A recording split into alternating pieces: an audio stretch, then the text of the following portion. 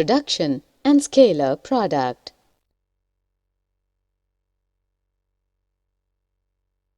The terms work, energy, and power are frequently used in everyday language. A farmer plowing the field,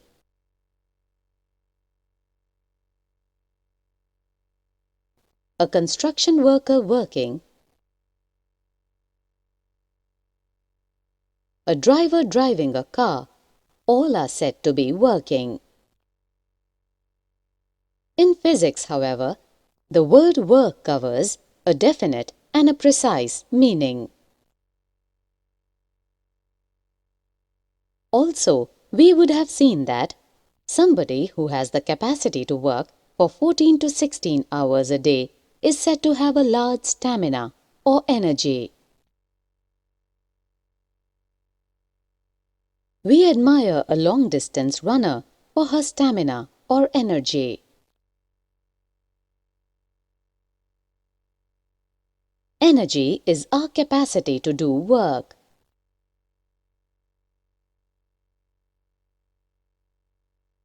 The term energy is related to work in this sense, but as said above, the term work itself is defined much more precisely.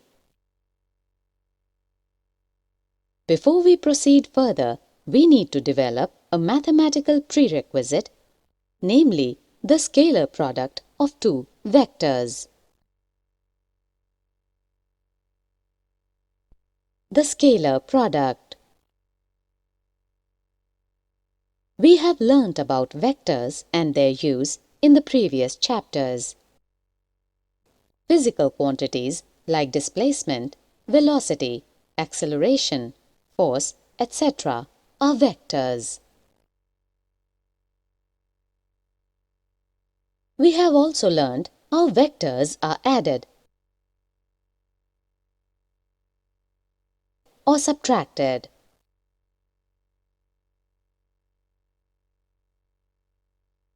We now need to know how vectors are multiplied. The scalar product or dot product of any two vectors A and B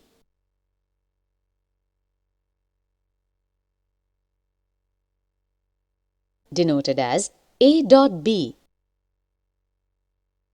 is defined as A dot B is equal to AB cos theta, where theta is the angle between the two vectors.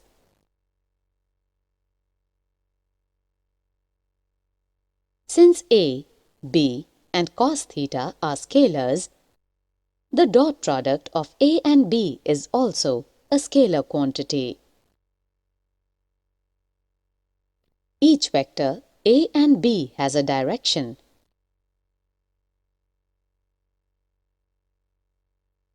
But their scalar product does not have a direction.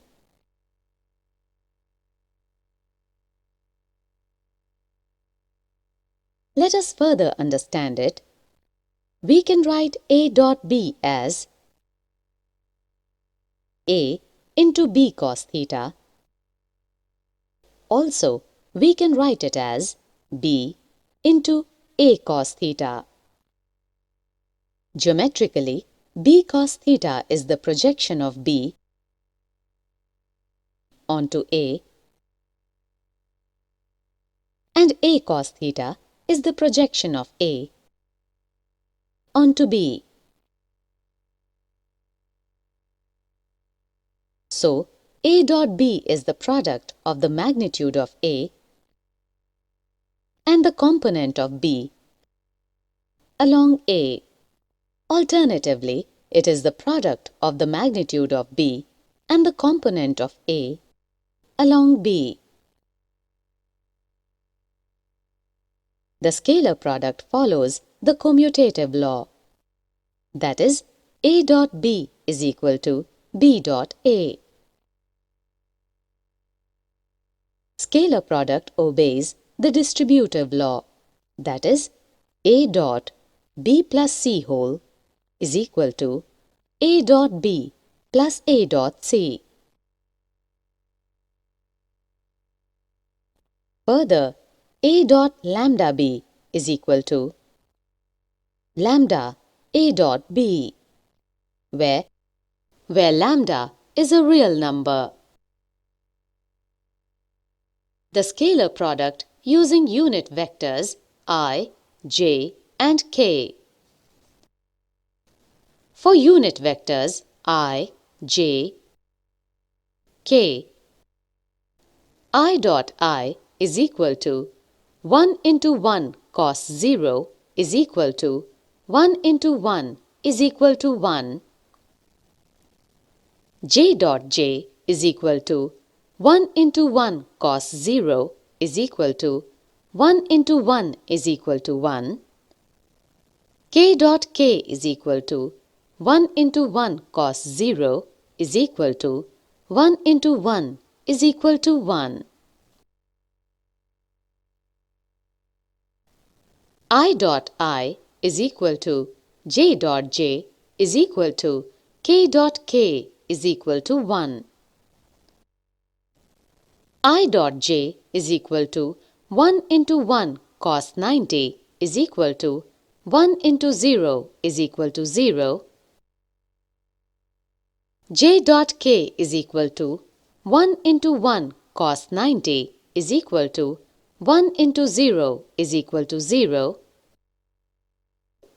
K dot I is equal to 1 into 1 cos 90 is equal to 1 into 0 is equal to 0, and I dot j is equal to j dot k is equal to k dot I is equal to 0.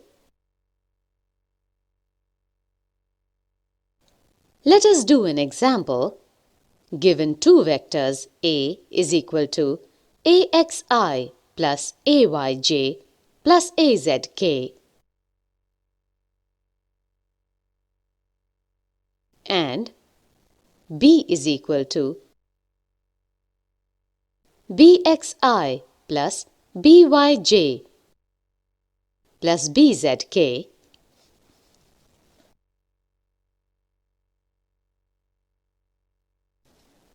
their dot product A dot B is given by A dot B is equal to AXBX plus AYBY plus AZBZ.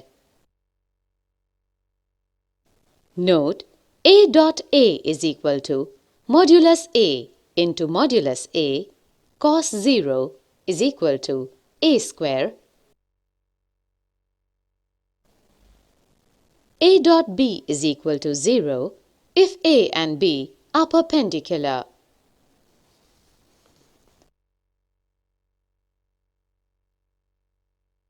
Work energy theorem.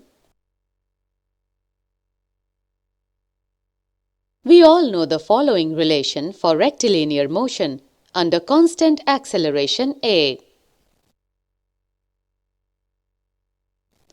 V square minus U square is equal to 2AS.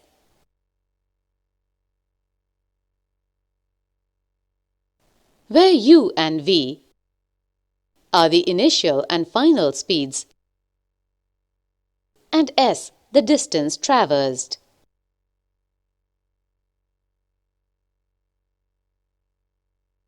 Multiplying both sides by m upon 2, we have half mv square minus half mu square is equal to mas. As F is equal to ma, we have half mv square minus half mu square is equal to F into S.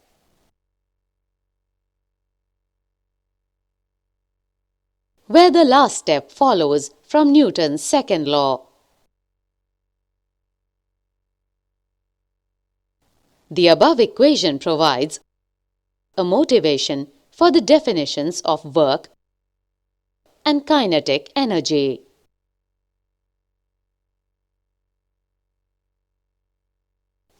The left side of the equation is the difference in the quantity. Half the mass times the square of the speed from its initial value to its final value. We call each of these quantities the kinetic energy, denoted by K. The right side is a product of the displacement and the component of the force along the displacement. This quantity is called work and is denoted by W. So our equation becomes Kf minus Ki is equal to W, where Ki and Kf are respectively the initial and final kinetic energies of the object. Work refers to the force and the displacement over which it acts.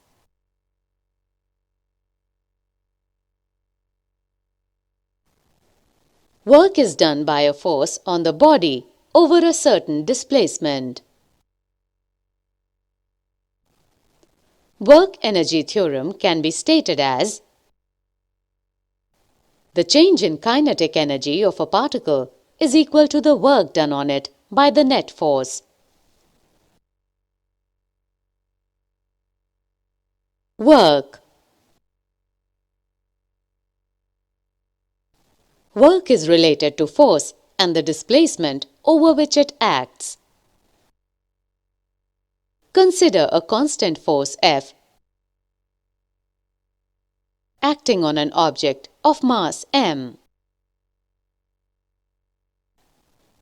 The object undergoes a displacement d in the positive x direction.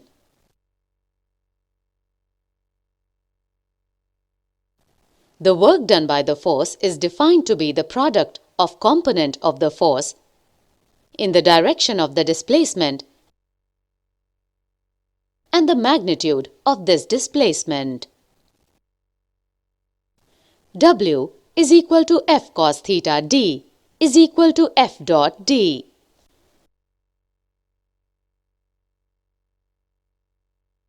If there is no displacement, there is no work done even if the force is large.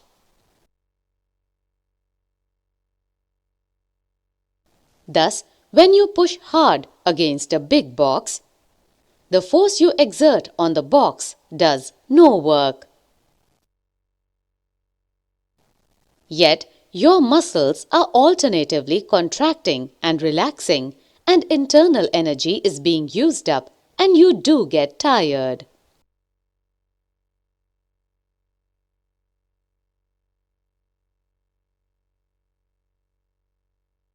Thus, the meaning of work in physics is different from its usage in everyday language.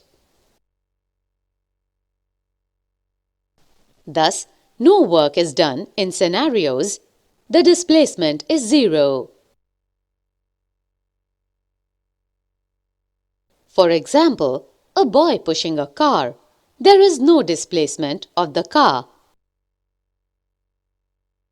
Hence, the work done is zero on the car.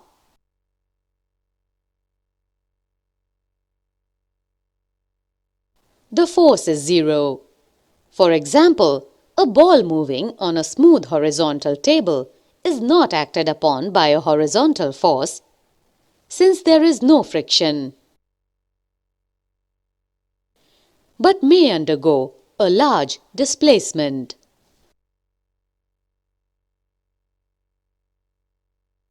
The force and displacement are mutually perpendicular.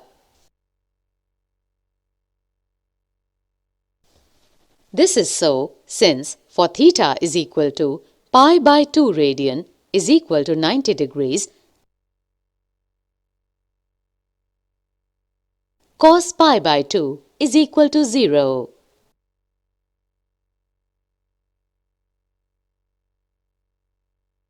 For example, a ball moving on a smooth horizontal table, the gravitational force mg acting downwards does no work since it acts at right angles to the displacement.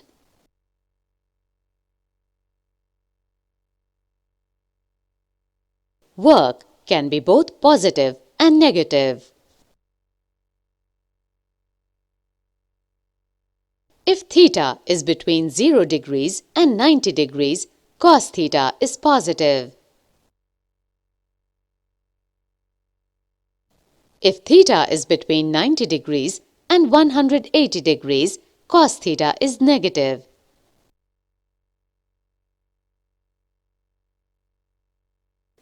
In many examples, the frictional force opposes displacement of a body. So in that case, theta is equal to 180 degrees. Then the work done by friction is negative, that is, cos 180 degrees is equal to -1 in that case.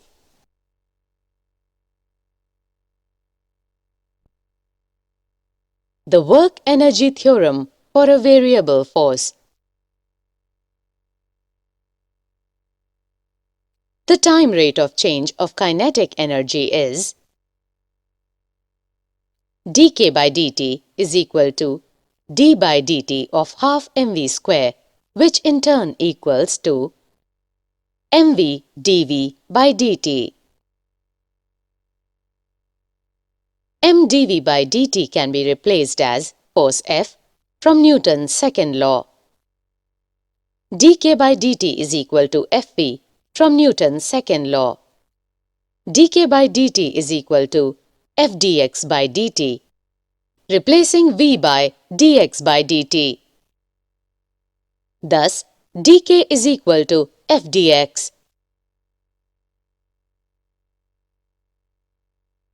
Integrating from the initial position xi to final position xf, we have integral ki to kf dk is equal to integral xi to xf f dx is equal to w. Ki and kf are the initial and final kinetic energies corresponding to xi and xf. It follows that kf minus ki is equal to w. Thus, the work-energy theorem is proved for a variable force.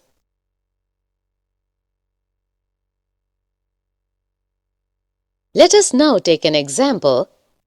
A block of mass m is equal to 1 kg moving on a horizontal surface with speed vi is equal to 2 meter per second, enters a rough patch ranging from x is equal to 0.10 meter to x is equal to 2.01 meter. The retarding force Fr on the block in this range is inversely proportional to x over this range.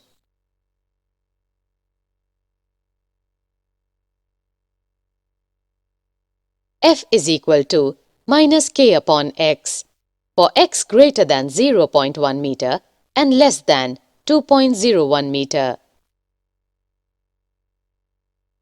is equal to 0 for x is less than 0.1 meter and greater than 2.01 meter, where k is equal to 0.5 joule.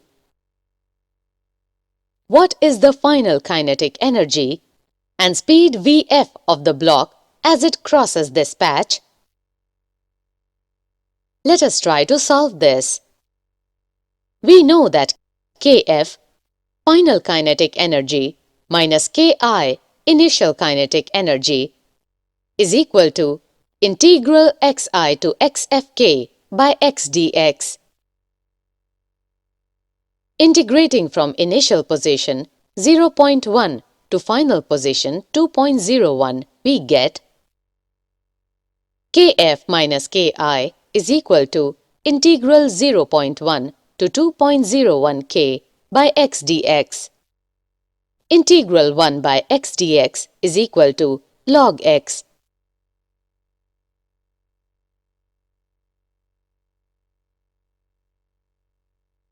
Kf minus Ki is equal to k log x limit 0.1 to 2.01.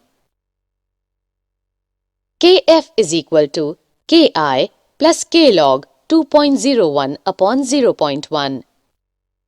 Since the initial velocity is given, we can find Ki. Kf is equal to 1 upon 2 into 1 into 2 square plus 0.5 log 20.1. Kf is equal to 2 minus 1.5 is equal to 0.5 joule.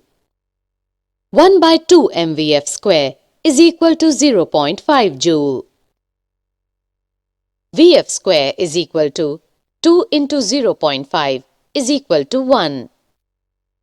Vf comes out to be 1 meter per second. Thus, the final speed of the body will be 1 meter per second.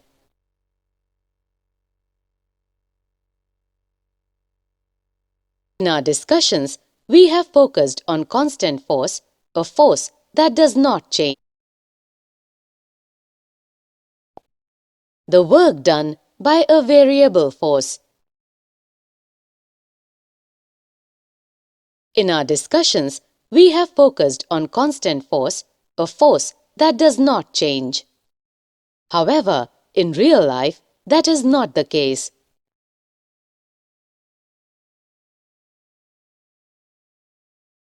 A constant force is rare. It is the variable force which is more commonly encountered.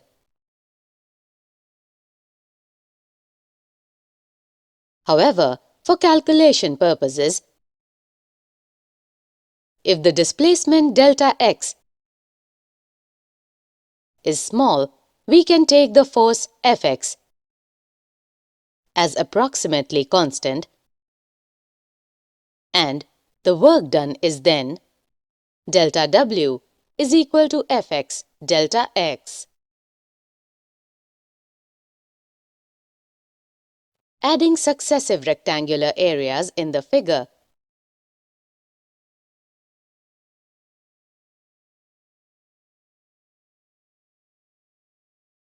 we get the total work done as W is equal to summation xi to xf Fx delta x. If the displacements are allowed to approach zero, the number of terms in the sum increases without limit, but the sum approaches a definite value equal to the area under the curve.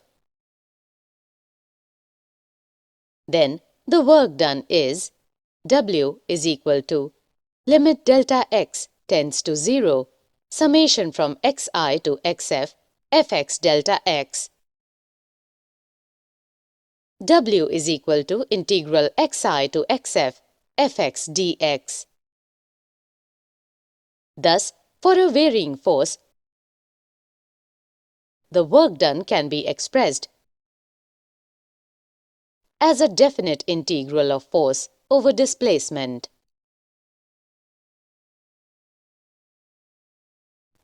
Concept of potential and mechanical energy. Part 1. The word potential suggests possibility or capacity for an action. The term potential energy brings to one's mind stored energy. A stretched spring possesses potential energy. When it is released, it assumes its original shape quickly.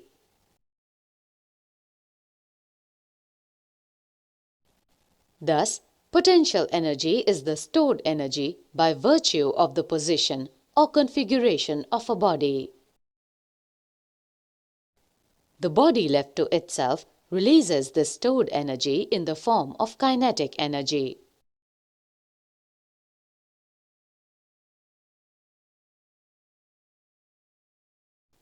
Let us take the example of a box. Let us raise the box up to a height h. The work done by the external agency against the gravitational force is mgh. This work gets stored as potential energy. When released, the box comes down with an increasing speed. Just before it hits the ground, its speed is given by the kinematic relation. V square is equal to 2gh. This equation can be written by multiplying mass m on both the sides. 1 upon 2 mv square is equal to mgh, which shows that the gravitational potential energy of the object at height h, when the object is released, manifests itself as kinetic energy of the object on reaching the ground.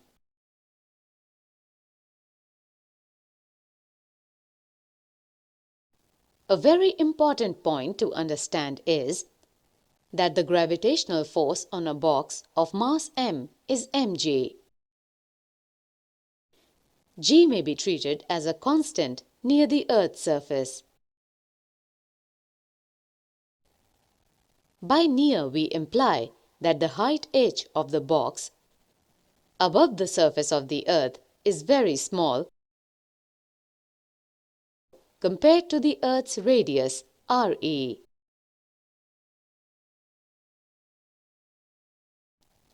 As h is less than re. So that we can ignore the variation of g near the Earth's surface.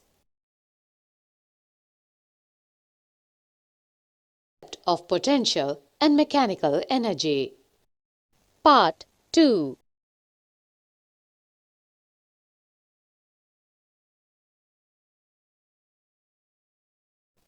The dimensions of potential energy are ml raised to the power 2, T raised to the power minus 2, and the unit is joule or J, the same as kinetic energy or work.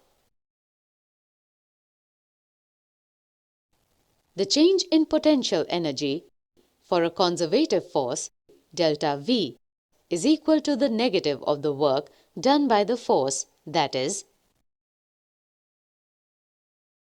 delta V is equal to minus Fx delta x, where delta x is the displacement due to the force Fx. Physically, the notion of potential energy is applicable only to the class of forces where work done against the force gets stored up as energy.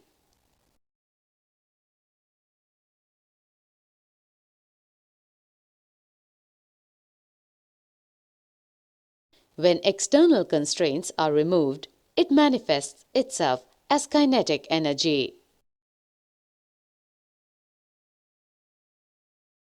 Mathematically, for simplicity, in one dimension, the potential energy Vx is defined if the force Fx can be written as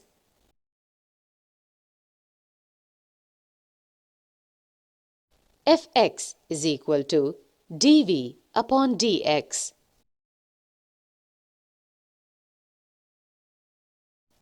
Integral of Fx dx is equal to integral dV upon dx. Dx is equal to integral dV. Integral xi to xf Fx dx is equal to integral xi to xf dV is equal to V from xi to xf. W is equal to integral from xi to xf Fx dx is equal to Vxf minus Vxi. The work done by a conservative force such as gravity depends on the initial and final positions only. The conservation of mechanical energy.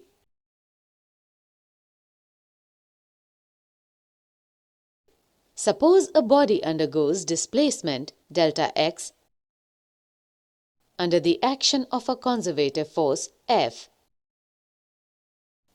From the WE theorem, we have delta K is equal to Fx delta x. If the force is conservative, the potential energy function Vx can be defined such that minus delta V is equal to Fx delta x. The above equations imply that delta K plus delta V is equal to 0, delta K plus V is equal to 0, which means that K plus V, the sum of kinetic and potential energies of the body, is a constant.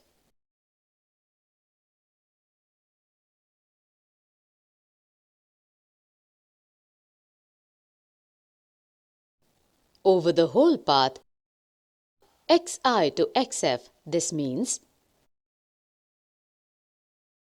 Ki plus Vxi is equal to Kf plus Vxf. The quantity K plus Vx is called the total mechanical energy of the system. Individually, the kinetic energy K and the potential energy Vx may vary from point to point, but the sum is a constant. From here, we evolve the concept of conservative force. Conservative force.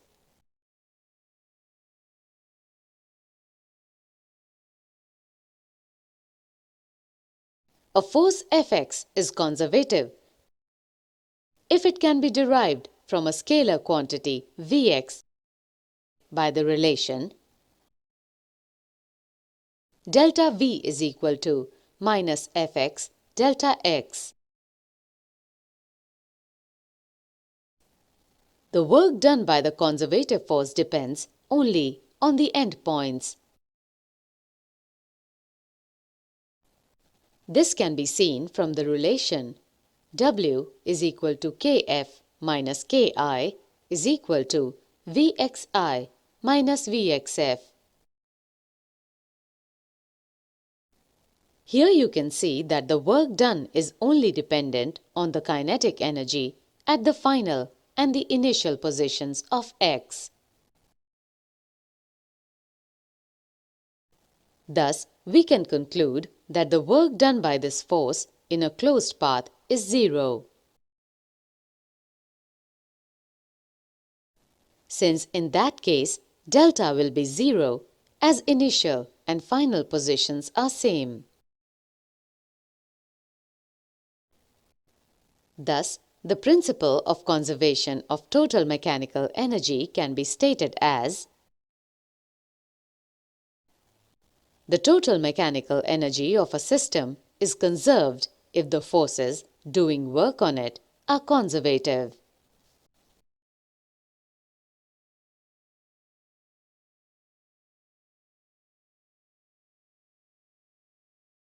Potential energy of a spring.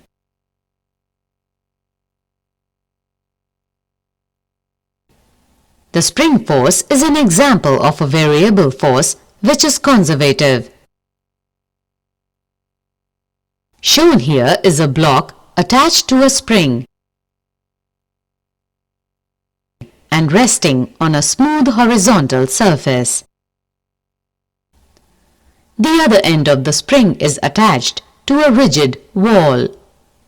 The spring is light and may be treated as massless. This force law for the spring is called Hooke's law and is mathematically stated as Fs is equal to minus Kx. The constant K is called the spring constant.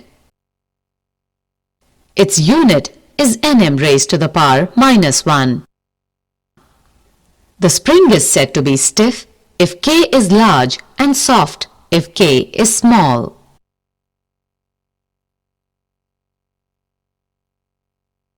Suppose we pull the block outwards.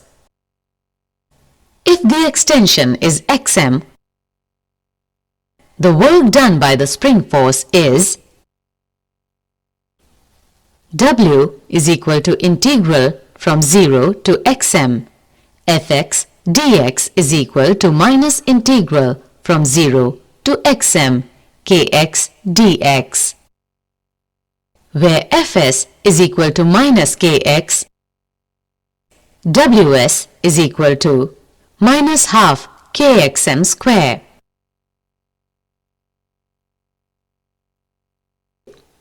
If the block is moved from an initial displacement xi to a final displacement xf, the work done by the spring force Ws is equal to minus integral from xi to xf kx dx is equal to minus half kx square, changes from xi to xf. Ws is equal to minus half kxf square minus half kxi square. Ws is equal to kxi square upon 2 minus kxf square upon 2. Thus, the work done by the spring force depends only on the end points. Thus, the spring force is a conservative force.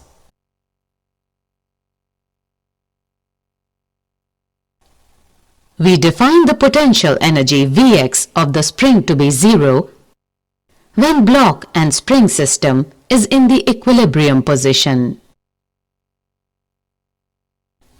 For an extension or compression x, the above analysis suggests that Vx is equal to 1 upon 2 kx square.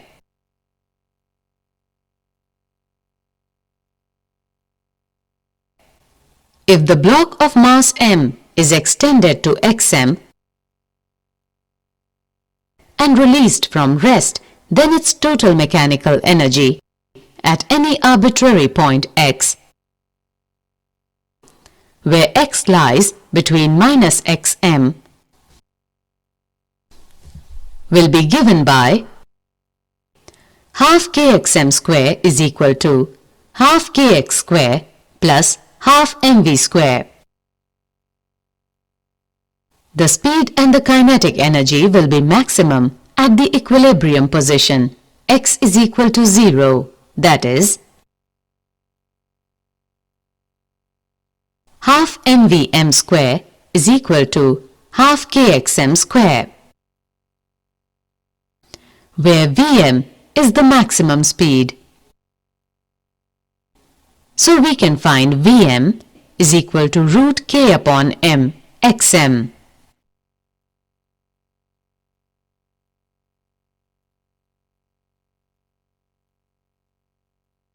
Work done whenever the spring is stretched or compressed by an amount x is given by W is equal to 1 upon 2 kx square.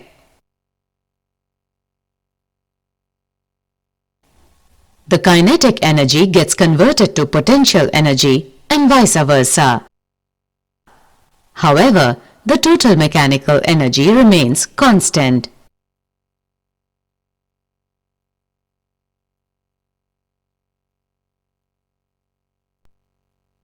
Collisions.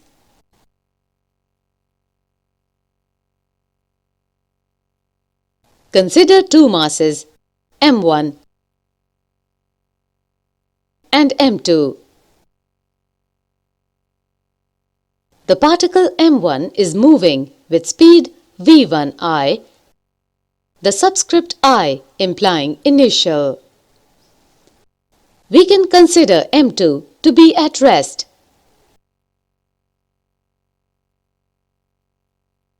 In this situation, the mass m1 collides with the stationary mass m2. The masses m1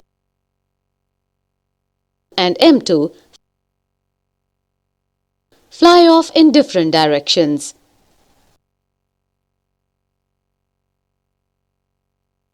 We will now find out the relationships which connect the masses,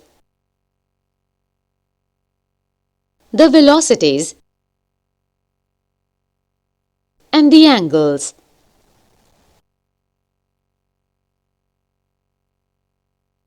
Let us understand about various types of collisions.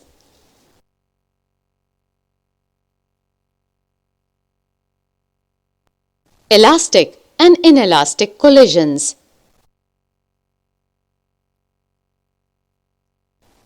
In all collisions, the total linear momentum is conserved. That is, the initial momentum of the system is equal to the final momentum of the system. When two objects collide, the mutual impulsive forces acting over the collision time delta t cause a change in their respective momenta. Delta P1 is equal to F12 delta t. Delta P2 is equal to F21 delta t. Where F12 is the force exerted on the first particle by the second particle, and similarly F21 is likewise the force exerted on the second particle by the first particle.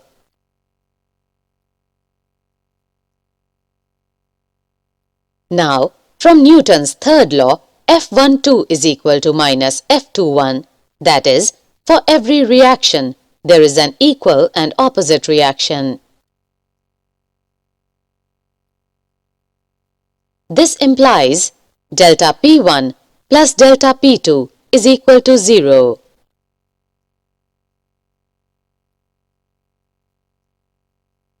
The above conclusion is true even though the forces vary in a complex fashion during the collision time delta t.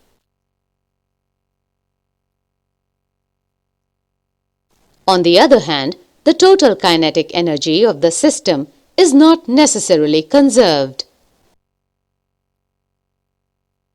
Part of the initial kinetic energy may be transformed into other forms of energy.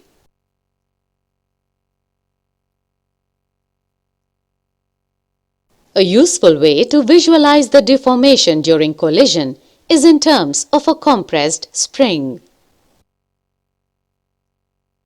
If the spring connecting the two masses regains its original shape without loss in energy, then the initial kinetic energy is equal to the final kinetic energy.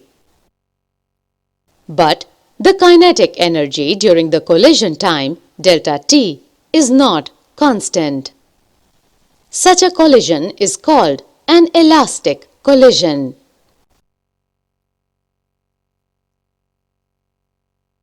On the other hand, the deformation may not be relieved and the two bodies could move together after the collision.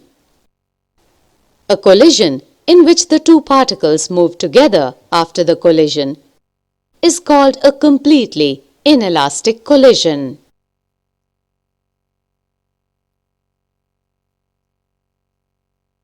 The intermediate case, where the deformation is partly relieved and some of the initial kinetic energy is lost, is more common and is appropriately called an inelastic collision.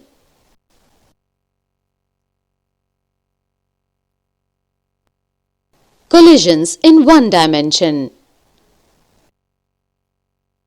Consider first a completely inelastic collision in one dimension. Then, as shown, theta 1 is equal to theta 2 is equal to 0. m1 v1I is equal to m1 plus m2 vf. Momentum conservation. Vf is equal to m1 upon m1 plus m2 into v1I. The loss in kinetic energy in the collision is K is equal to 1 upon 2 m1 v1I square minus 1 upon 2 m1 plus m2 into vf square is equal to 1 upon 2 m1 v1I square minus 1 upon 2 into m1 square upon m1 plus m2 into v1I square is equal to 1 upon 2 m1 m2 upon m1 plus m2 into v1I square.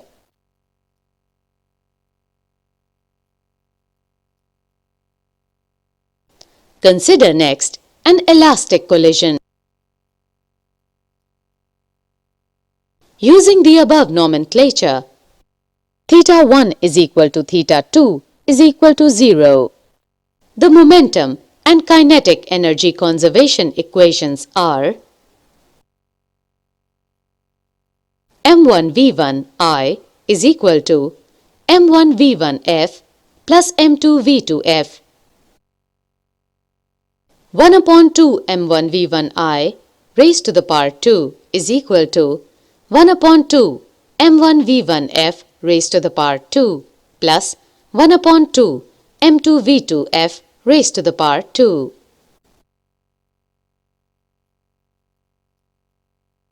Solving the above equations, we get v1F is equal to m1 minus m2 upon m1 plus m2 into v1I. v2F is equal to 2m1 upon m1 plus m2 into v1I.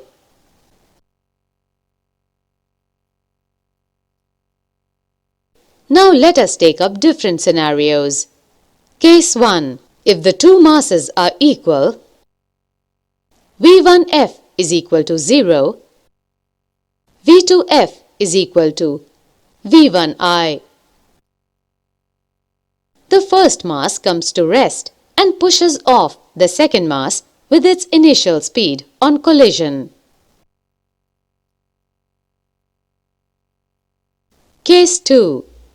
If one mass dominates, that is, m2 greater than m1, v1F is approximately equal to minus v1I, v2F is approximately equal to 0. The heavier mass is undisturbed while the lighter mass reverses its velocity.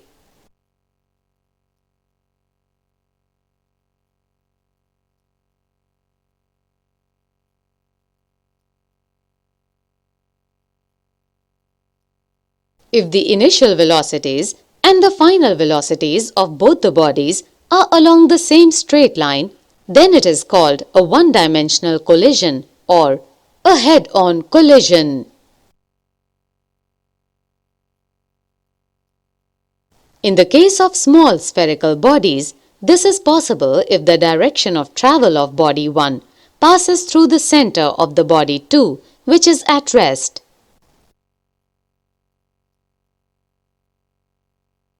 In general, the collision is two-dimensional, where the initial velocities and the final velocities lie in a plane.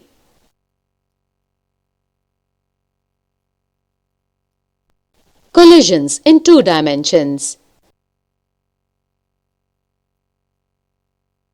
We can see the collision of a moving mass m1 with a stationary mass m2. Linear momentum is conserved in such a collision. Since momentum is a vector, this implies three equations for the three directions x, y, z. Consider the plane determined by the final velocity directions of m1 and m2 and choose it to be the xy plane.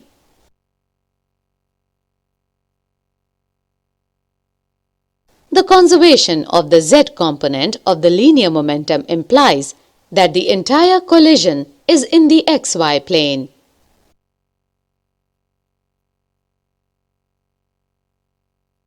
The x and y component equations are m1v1i is equal to m1v1f cos theta 1 plus m2v2f cos theta 2. 0 is equal to m1v1f sin theta 1 minus m2v2f sin theta 2. One knows m1, m2, v1i in most situations.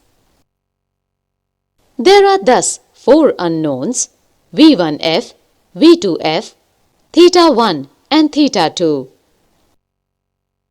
and only two equations. If theta 1 is equal to theta 2 is equal to 0, we obtain the condition for one-dimensional collision.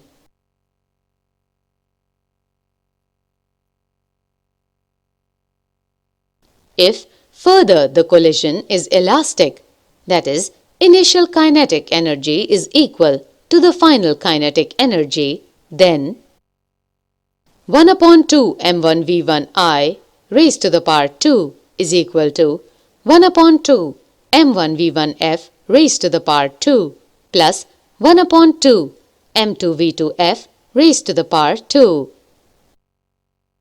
We obtain an additional equation. But that still leaves us one equation short. Thus, given one of the four unknowns, say theta 1, we can easily solve the problem.